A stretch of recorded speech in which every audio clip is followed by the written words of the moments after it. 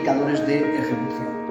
En nuestro caso, como ocurre en la mayor parte de las administraciones, el instrumento que utilizamos para llevar a cabo ese modelo, en este caso de política social o de programas sociales ligados al termalismo, es la subvención.